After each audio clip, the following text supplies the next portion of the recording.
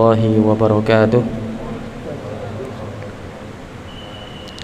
Alhamdulillahi rabbil alamin, wabihi nasta'inu ala umuri dunya waddin, wassalatu wassalamu ala sayyidil mursalin nabiyyina Muhammadin wa ala alihi wa ashabihi ajma'in, amma ba'du.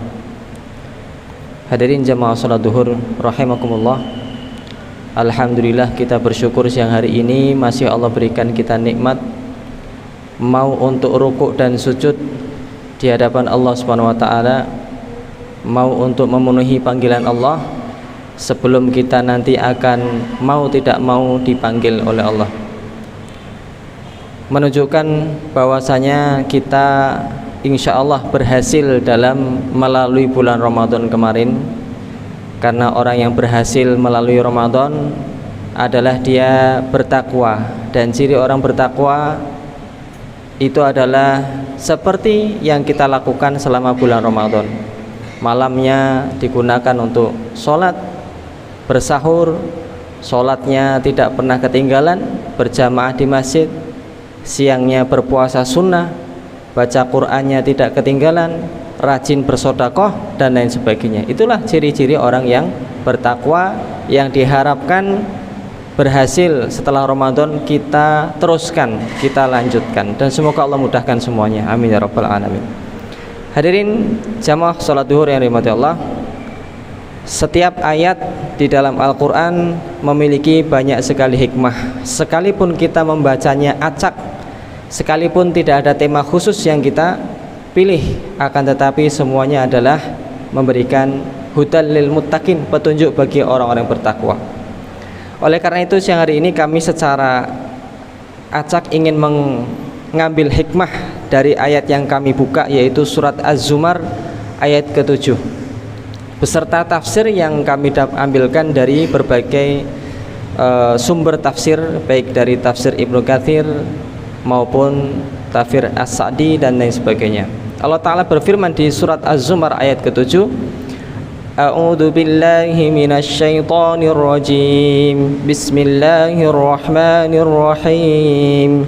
In takfuru fa innallaha ghaniyyun 'ankum wa la yarda li'ibadihi al-kufr wa in tashkuru yardahu lakum wa la taziru waziratun wizra ukhra. Thumma ila rabbikum marji'ukum fayunabbi'ukum bima kuntum ta'malun innahu alimun bidzatis sudur. In takfuru fa innallaha ghaniyun ankum. Seandainya kalian kafir, kufur, menolak Islam, bermaksiat, menolak taat, maka sesungguhnya Allah itu maha kaya dari kalian semua. Sesungguhnya Allah tidak memerlukan iman kita, dan Allah tidak akan rugi dengan kekafiran kita. Oleh karena itu ini mindset yang harus kita tanamkan di dalam diri kita. Kalau kita bermaksiat, kita kafir, kita musyrik, kita kufur, itu sebetulnya yang rugi adalah diri kita sendiri. Sebetulnya yang sangat terzalimi adalah diri kita sendiri, ya, bukan Allah Subhanahu wa taala, karena Allah maha ghaniyun, maha kaya, ya. Allah tidak akan rugi karena kekufuran kita. Berbeda dengan ketika seorang pegawai dia tidak mau bekerja, tidak mau taat, ya, perusahaan akan rugi. Dia tidak mau bekerja, perusahaan akan rugi, keuntungan akan semakin sedikit. Bahkan berita terbaru, perusahaannya pun tutup, ya, perusahaannya pun tutup karena tidak ada yang bekerja, ya, permintaan tidak bisa dipenuhi, akhirnya tutup. Maka berbeda dengan kita jamaah rahmatullah, para nabi memberikan nasihat, mengajak untuk taat, untuk masuk Islam, untuk menyembah Allah, ya. Para ulama mewarisi tugas mereka mengajak manusia untuk taat kepada Allah. Seandainya manusia itu kafir, tidak ada ruginya. Nabi menyampaikan tidak ada ruginya. Para ulama menyampaikan in ajriya inna anallah.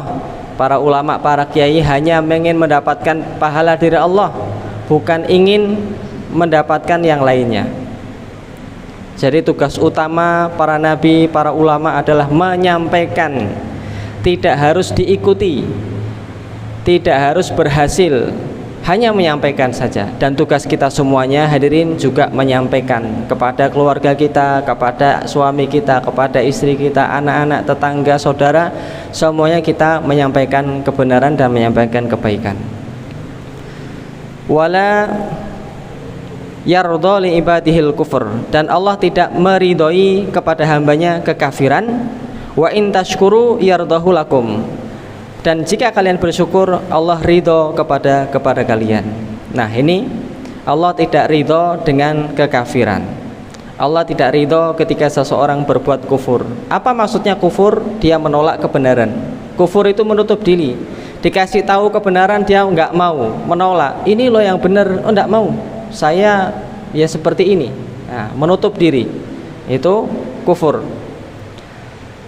Berkaitan tentang ini jamaah rahmatullah, kadang-kadang kita mendapatkan manusia mengatakan saya kufur, saya berbuat seperti ini, itu ya karena takdirnya Allah Subhanahu wa taala. Maka hadirin yang dirahmati Allah, perlu kita ketahui tentang sifat irodahnya Allah atau sifat kehendaknya Allah atau takdirnya Allah taala.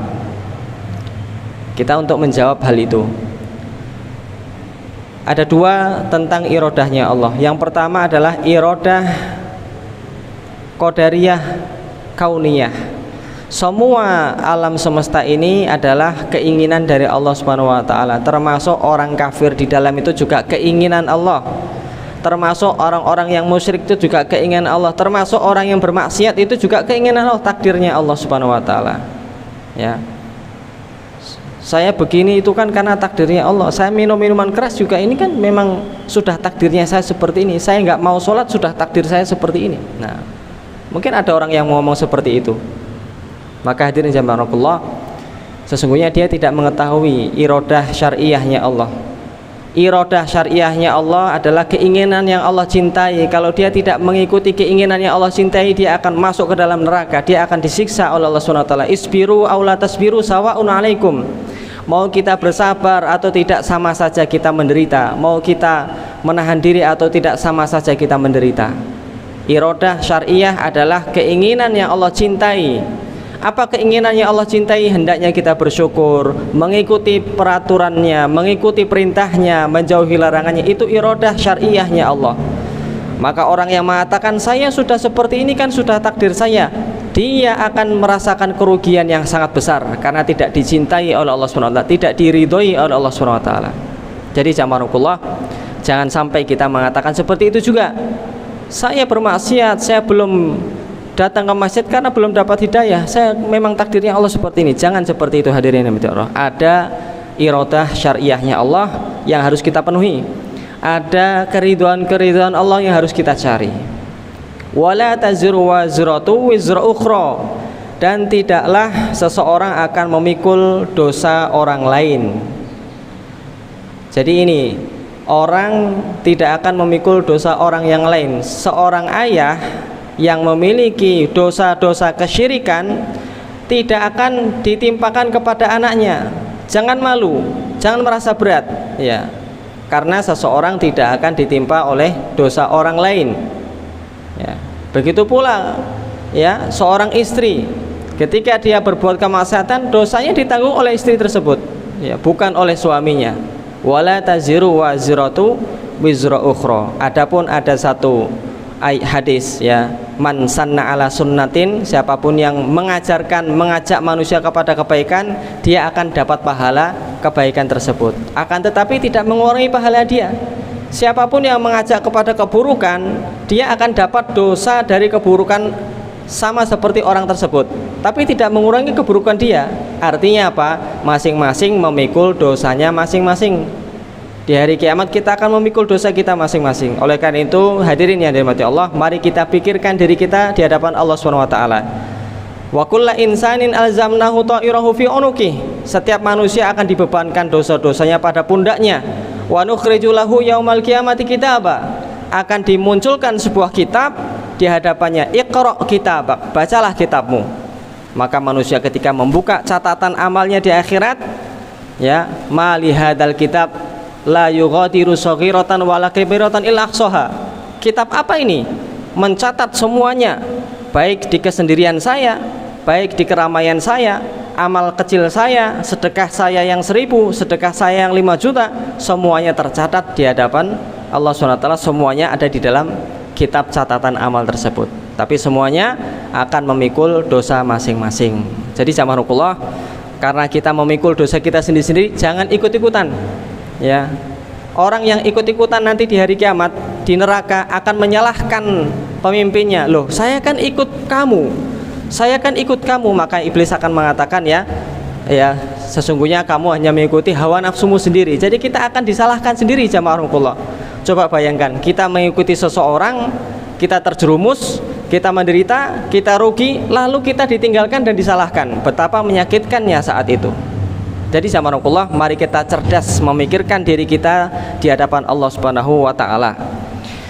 Summa ila rabbikum marji'ukum fayunabbi'ukum bima kuntum ta'malun. Kemudian kepada Tuhan kalianlah tempat kembali kalian, maka akan diterangkan kepada kalian semuanya apa saja yang kalian kerjakan. Kita kembali kepada Allah, tidak akan bisa lari dari Allah Subhanahu wa taala.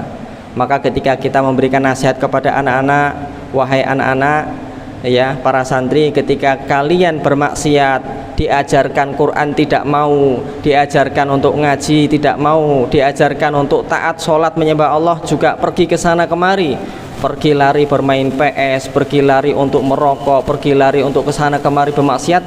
Ingat, kalian mau jungkir balik maksiat seperti apapun, kalian tidak akan bisa lari dari Allah SWT. Kita tidak akan bisa lari dari Allah SWT. Maka yang harus kita lakukan adalah mencoba mendekati Allah Ta'ala, mencoba untuk taat, mencoba untuk melaksanakan perintah-perintah dari Allah SWT. Karena sesungguhnya tsumma ila rabbikum marji'ukum, kita semuanya akan kembali kepada Allah, ya. Jadi jamaah rukullah, itulah muslim, pasrah kepada perintah-perintah, pasrah kepada aturan-aturan dari Allah Subhanahu wa taala. Innahu alimum bidzatis sudur, sesungguhnya Allah itu Maha mengetahui setiap apapun yang ada di dalam dada kita. Yang kita batin itu Allah tahu, yang kita niatkan itu Allah mengetahuinya. Dan ini harus kita bawa sifat muraqabah di zaman yang sulit seperti ini. Sifat ini sangat susah, ya. Muraqabah, merasa selalu diawasi oleh Allah Subhanahu wa taala, sulit sekali, ya. Ketika zaman dahulu orang bermaksiat harus keluar cari sebuah tempat, bertemu di sebuah tempat, saat ini bahkan dalam kesendiriannya pun dia bisa bermaksiat. Bahkan semua dimudahkan untuk bermaksiat. Maka sifat yang paling langka tapi istimewa saat ini adalah sifat muraqabah, ya. Sifat selalu merasa diawasi oleh Allah SWT, dan hendaknya kita pupuk sifat ini dengan sekuat tenaga. Kita berusaha meyakinkan di dalam diri kita ada Allah yang selalu melihat, ada Allah yang selalu mengawasi. Ada juga kepada anak-anak kita, hadirin yang dirahmati Allah. Nah, ini ada Allah yang selalu melihat, ada Allah yang selalu mengetahui kita, walaupun tidak ada orang lain, tapi ada Allah di situ. Ini yang harus kita tanamkan kepada diri kita dan juga anak-anak kita, hadirin yang dirahmati Allah. Insya Allah dengan memahami sifat ini, kita akan mendapatkan kemuliaan di dunia dan di akhirat. Jadi jamaah Allah, ini baru satu ayat, ayat ke-7 dari surat Az-Zumar. Apalagi kalau kita bahas ayat-ayat yang lain, ya, betapa besar nikmat yang Allah turunkan untuk kita berupa Al-Quran, ya. Jadi kita syukuri. Bagaimana cara kita mensyukurinya? Mentadaburinya, baca, kemudian dilihat isinya, ditadaburi maknanya, buka tafsirnya, dan kita amalkan dalam kehidupan sehari-hari. Semoga Allah memberikan kita keberkahan dengan Al-Quran. Semoga Allah memberikan kita ilmu yang bermanfaat untuk dunia kita dan juga akhirat kita. Wallahu a'lam bishawab. Hadanallahu iyyakum. Subhanakallahumma bihamdika asyhadu an la ilaha illa anta astaghfiruka wa atubu ilaik. Wassalamualaikum warahmatullahi wabarakatuh.